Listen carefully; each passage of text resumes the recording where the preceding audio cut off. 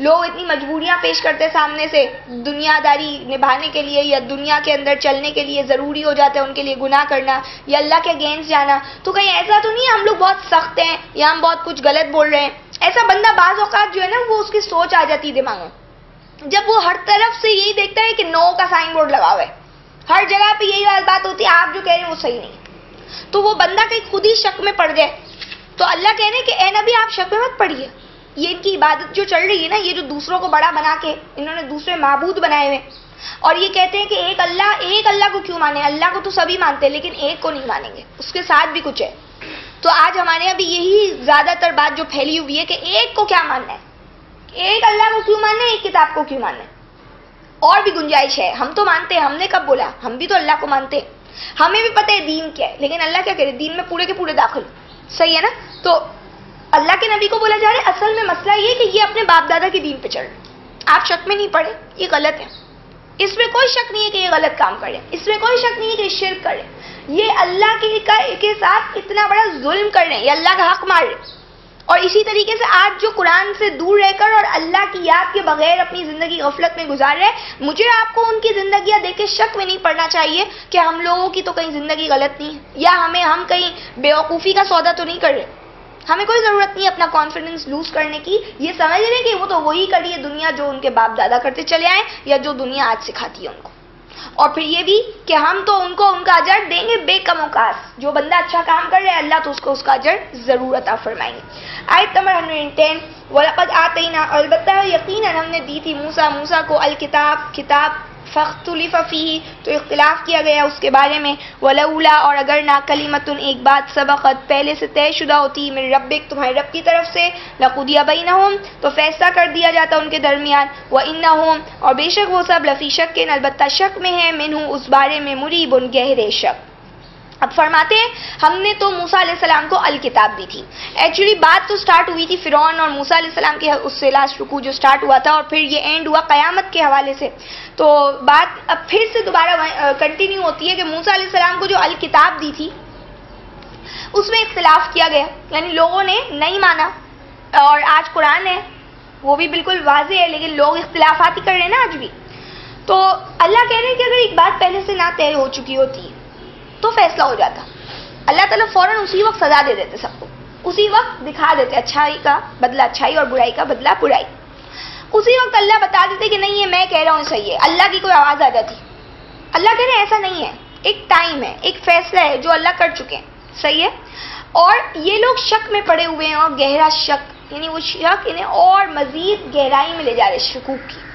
تو یہ کہ قرآن آ چکا ہے میرے اور آپ کے پاس, اس میں اختلاف نہیں کریں, اس کے اوپر یقین رکھیں, اس پہ ایمان رکھیں.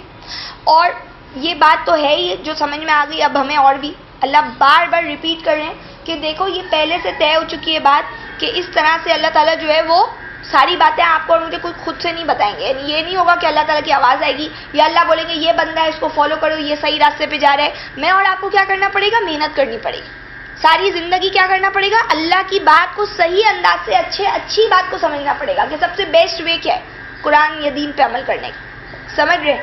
اور یہ تو چلتا رہے گا. اللہ قرآن میں بار بار کہتے ہیں فَاللَّهُ يَحْكُمُ بَيْنَهُمْ يَوْمَ الْقِيَامَةِ, اللہ فیصلہ کریں گے ان کے درمیان قیامت کے دن, فِيمَا كَانُوا فِيهِ يَخْتَلِفُونَ, جس میں وہ اختلافات کر رہے تھے. یہ قیامت کے دن ہوں گے فیصلے. تو جو موٹی موٹی باتیں ہیں جو آج مجھے اور آپ کو جو ضروری ہے جس سے ہم پیچھے نہیں ہٹ سکتے, اس کے اوپر پوری طرح پریکٹس کریں. جو باتیں ایسی تھوڑی اختلافی ہیں اس کے اندر اپنے آپ کی پوری توجہ لگائیں, مخلص رہیں, آگے اللہ تعالیٰ کے ساتھ معاملہ ہے, سامنے اللہ کے آگے جب جائیں گے تو اللہ بتا دیں گے کیا ہے. ہمیں مخلص رہنا, ہمیں سچا رہنا ہے.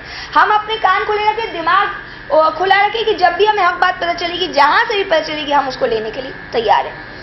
آیت نمبر 111, وَإِنَّ كُلًّا, اور بے شک سب کو, لما, جب, لَيُوَفِّيَنَّهُمْ, پورا بدلہ دے کر رہیں گے ان کو, رب کا, تمہارے رب, اعمالہم, ان کے اعمال کا, انہ بما یعملون خبیر, بے شک وہ اللہ اس کو جو وہ کر رہے ہیں خبیر, پوری طرح باخبر ہے. اب کیا کہا کہ ان کو یہ سب کو اللہ جو ہے وہ ضرور پورا بدلہ دیں گے ان کے اعمال کا, کیونکہ اللہ بڑے باخبر ہے. آیت نمبر 112, فَاسْتَقِمْ, تو ثابت قدم رہیے, کما امرتا, جیسا کہ آپ کو حکم دیا گیا ہے, ومن تاب, اور جو بھی آپ کے توبہ کرتا ہے, ماں کا, یعنی جو بھی رجوع کرے آپ کے ساتھ, ولا تطغوا, اور مت سرکشی کیجیے گا, انہ بما تعملون بصیر, بے شک اللہ اس کو جو بھی تم کرتے ہو دیکھ رہے ہیں. اب کیا کہا؟ جم جائیے، آپ ثابت قدم رہیے، کما امرتا، جیسے آپ کو آرڈر دیا گیا ہے، جیسے کہ آپ کو حکم دیا جا رہا ہے، قرآن سے یعنی جو حکم دیا جا رہا ہے آپ اس پہ جمے رہیے، کوئی اور جانے کی ضرورت نہیں ہے. یہ توحید ہے، یہ حنیفیت ہے، یکسویت یہی ہے جو حضرت ابراہیم کے اندر کوالٹی تھی. اللہ کیا کہتے ہیں؟ وہ حنیف تھے. تو اللہ کہہ رہے ہیں مجھے آپ کو سب کو کہ جو آپ کو آرڈر دیا جا رہا ہے آج جو آپ کو قرآن سے دیا جا رہا ہے اس کے اوپر جم جائیے. میں اور آپ بتائیں نا کہ ہم اتنے ادھر ادھر کہاں ڈھونڈ رہے ہیں اور جا رہے ہیں اور کنفیوز ہو رہے ہیں. پہلے یہ تو بتائیں قرآن پہ عمل کر لیا ہم نے؟ یہ قرآن کی کتنی آیتوں پہ عمل کیا؟ ذرا لکھیں، ذرا ہم دیکھیں، اپنا محاسبہ کریں. تو اس لیے اللہ کرے جم جاؤ. ادھر ادھر کیا بھٹک رہے ہو گے؟ ہمیں پتہ نہیں ہے. جو پتہ ہے اس پہ عمل کر لیے کیا؟ جم جائیے جیسا کہ آپ کو حکم دیا جا رہا ہے. اور جو آپ کے ساتھ چل رہا ہے، آپ کے ساتھ جو پیچھے چل رہے ہیں، جو توبہ کر رہے ہیں، جو آپ کی طرف رجوع کر رہے ہیں، ان کے ساتھ لے کے چلیے. سرکشی مت کیجیے. اپنی طرف سے کوئی غلطی ہم اور آپ نہ کریں. جس کو جو کرنا ہے کرے. ہم نے کس کو فالو کرنا ہے؟ جو حکم دیا گیا ہے. اللہ تو دیکھ رہے ہیں جو بھی تم کر رہے ہو. آیت نمبر 113، وَلَا تَرْكَنُوا، اور مت جھکو، إِلَى الَّذِينَ، ان لوگوں کی طرف، ظلموا جو ظالم ہیں، فَتَمَسَّكُمُ النَّارُ، تو تم کو چھوئے گی آگ. وَمَا لَكُمْ، اور نہیں ہوگا تمہارے لیے، مِن دُونِ اللَّهِ، اللہ کو چھوڑ کر، مِن اولیاء، کوئی سرپرست، ثُمَّ لَا تُنصَرُونَ، پھر تمہاری مدد بھی نہیں کی جائے گی. کہا ان کی طرف جھکنا بھی مت. پیچھے چلنا تو دور، تم جھکنا بھی نہیں ان کی طرف جو ظالم ہے. ان کو تو آگ نے چھونا ہے، ان کے اوپر تو آگ آئے گی. تو تم لوگ جو ہے ان کی طرف کبھی بھی تھوڑا سا بھی تمہارا جھکاؤ نہیں ہونا چاہیے. تم تو جم جاؤ. کدھر؟ جو وہی کی گئی ہے. سرکشی مت کرو، ظالموں کی طرف داری نہیں کرنا اور ان کے پیچھے مت چلنا. ان کو اپنا سرپرست مت بنا لینا کہ جو وہ بولے وہ کرنا شروع کر دو، پھر تمہاری مدد نہیں کی جائے گی. تو انسان کی مدد اس وقت ہوتی ہے جب وہ اللہ کی باتوں پر جمع رہتا ہے. جب وہ اللہ سے ہٹتا ہے تو اللہ کی مدد پھر ختم ہو جاتی ہے. آیت نمبر 114، وَأَقِیمِ الصَّلَاةَ، اور صلاۃ قائم کرو، طرفَیِ النہار، دونوں سروں پر دن کے، وَزُلَفًا مِنَ اللَّیل، اور چند ساعتوں میں رات کی، اور قریبی رات میں، اِنَّ الْحَسَنَاتِ، اور بے شک نیکیاں، یُذْہِبْنَ السَّیِّئَاتِ، لے جاتی ہیں برائیاں، ذَلِکَ الذِّکْرُ لِلذَّاکِرِینَ، یہ یاد دہانی ہے یاد دہانی کر لینے والوں کے لیے. اب دیکھیں یہاں پہ اللہ تعالیٰ صلاۃ کی بات کر رہے ہیں. صلاۃ قائم کیجیے، نبی کو کہہ رہے ہیں. کیا مطلب ہے؟ کتاب آ گئی ہے، لوگ کنفیوژن میں کا شکار ہیں. آپ کو جو بات سمجھ میں آ رہی ہے آپ وہ لے لیں.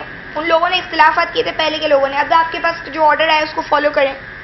تو اب پہلے اپنا مائنڈ جو ہے نا وہ بالکل ایک طرف کر لیں کہ کیا ماننا ہے؟ جو قرآن میں لکھا ہوا ہے، جو وہی آئی ہے اس کو تو ماننا ہے، چاہے سارے لوگ جو ہے اس کے خلاف کام کریں.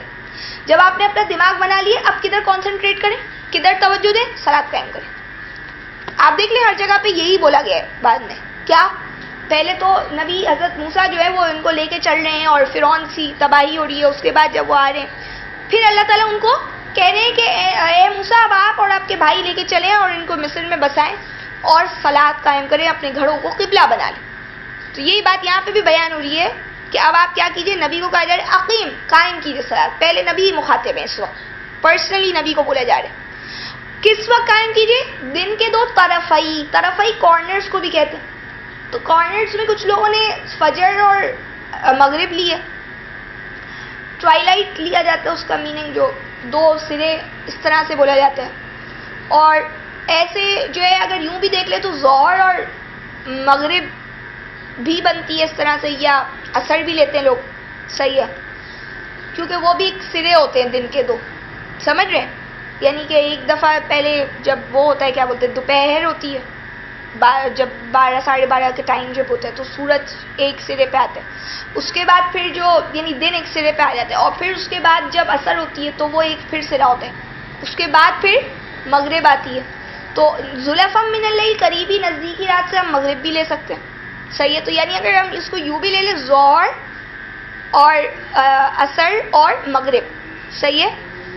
اور اگر ہم اس کو دوسرے انداز سے لے لیں تو یہ فجر، مغرب اور عشاء اس طرح سے بنتی ہے. کیونکہ زلفن من اللیل تو رات کا سٹارٹنگ ہو جاتی ہے نا جب غروب ہوتا ہے. پورشن ہوا، غروب ہوا تو رات جو آپ کی شروع ہوئی وہی، لیکن مغرب پر دن کا اینڈ ہوتا ہے.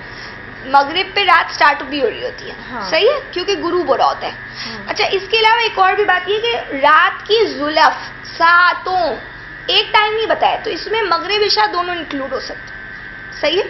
ٹائمنگ یہ واحد کا زلف نہیں، چند پہلی ساعتوں، یہ ساعتیں یعنی ٹائمنگز، تو اس ٹائمنگز میں یا تو کوئی بولے گا کہ اتنے ٹائمنگ میں پڑھ لو، تو وہ یہی ہوتا ہے کہ ہم لوگ مغرب اور عشاء دیکھیں کتنی کلوز ہوتی ہے، صحیح ہے، تو وہ چند ساعتوں میں اور دن کے کناروں پر، تو اگر آپ دیکھ لیں تو ساری ایک طریقے سے صلاۃ آ جاتی ہے.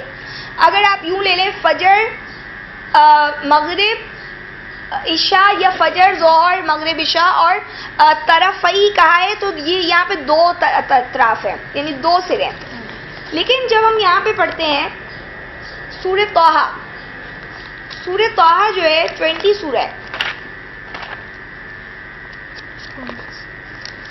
اور اس کی آیت نمبر 130 ہے، 130 آیت ہے. اس میں اللہ تعالیٰ کے نبی سے فرمایا گیا ہے صبر کیجئے اس پر جو کہتے ہیں، وسبح بحمد ربک، اور تسبیح کیجئے اپنے رب کی تعریف کے ساتھ، قبل طلوع الشمس، سورج کے طلوع سے پہلے، وقبل غروبها، اور اس کے غروب سے پہلے، غروب سے پہلے عصر، طلوع سے پہلے فجر، ومن آناء اللیل، اور رات کے اوقات میں، صحیح وقتوں میں، فسبح، تسبیح کیجئے، وَأَطْرَافَ النَّهَارِ، اطراف، طرفینی ہے یہاں پہ، اطراف پلورل ہے، کناروں پر دن کے، لَعَلَّكَ تَرْضَىٰ، تاکہ آپ راضی ہو جائیں. سمجھ رہے؟ یہ پوری نمازیں آ گئی ساری یہاں پہ. واپس سے یہ ایک دفعہ ہی آیت جی، طلوع الشمس سے پہلے کیا ہوتا ہے؟ سورج طلوع ہونے سے پہلے فجر، 130. اس کے غروب سے پہلے عصر ہو گئی، صحیح. رات کی آنا، ٹائم جو ہے، رات کی ٹائمنگ آپ کہہ سکتے ہیں کتنی کیا ہو گئی؟ مغرب عشاء دونوں آ گئی، 4 نمازیں ہو گئی، فجر، عصر، مغرب، عشاء. اطراف النہار، دن کے کنارے، عصر، وہ سوری یہ ظہر، صحیح ہے.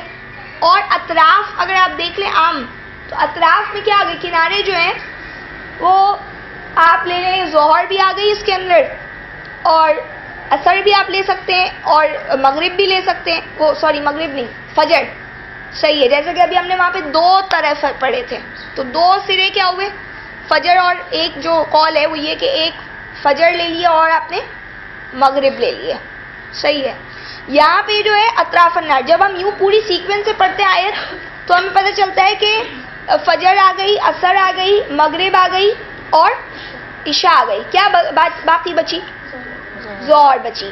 تو جب ہم اطراف النار میں پڑھیں گے تو ظہر بھی آئے گی اس کے اندر، عصر بھی آ گئی اور فجر بھی آ گئی. یعنی یہ تو اللہ تعالیٰ کہہ رہے ہیں دن کے کناروں پہ تو تم نے قائم ہی کرنی. اور اس کے اندر ہم یہ بھی کہہ سکتے ہیں کہ جو اللہ تعالیٰ نے مطلب انسان جو عام طور پر نوافل بھی پڑھتا ہے تو وہ بھی وہ پڑھ سکتا ہے، لیکن یہاں پہ باقاعدہ آرڈر دیا گیا ہے صلاۃ قائم کیجئے، صحیح ہے.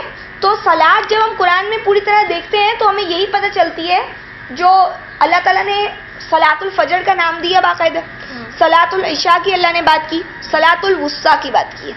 یہ 3 صلاۃ جو ہمیں ملتی ہیں، تو اس کے بعد درمیانی صلاۃیں ہیں جس کو آپ کہتے ہیں، اور اس کے بعد اللہ تعالیٰ کہہ رہے ہیں صلوات کی حفاظت کرو، صحیح.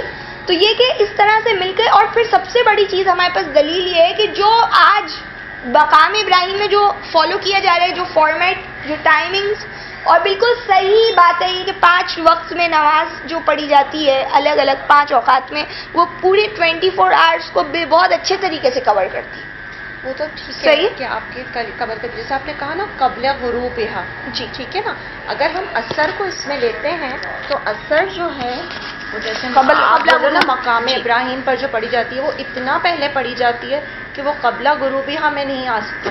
وہ قبل غروب میں آئے گی، وہ اس لیے کہ غروب سے پہلے کی بات کی ہے. اب وہ غروب سے پہلے کبھی بھی ہو سکتا ہے، لائک ظاہر ہے وہ ظہر نہیں ہوگا تو وہ نیئرسٹ ہی ہوگا نا کوئی بھی ٹائم. تو اگر آپ دیکھیں تو وہاں پہ اگر 3:30 بجے پڑھی جا رہی ہے اور اگر 6 بجے وہاں پہ اذان ہو رہی ہے تو وہ قبل غروب ہی، تو اس طرح سے لیا جا سکتا ہے اس کو. اور اس سے پہلے آپ دیکھیں تو ظہر پڑھی جا رہی ہے، صحیح ہے. اس کے علاوہ اگر آپ پڑھیں جیسا کہ اللہ نے کہا وسبح بالعشی والاشراق، اشراق میں تسبیح کیجئے، تو تسبیح کرنے کے حوالے سے تو پھر اور بھی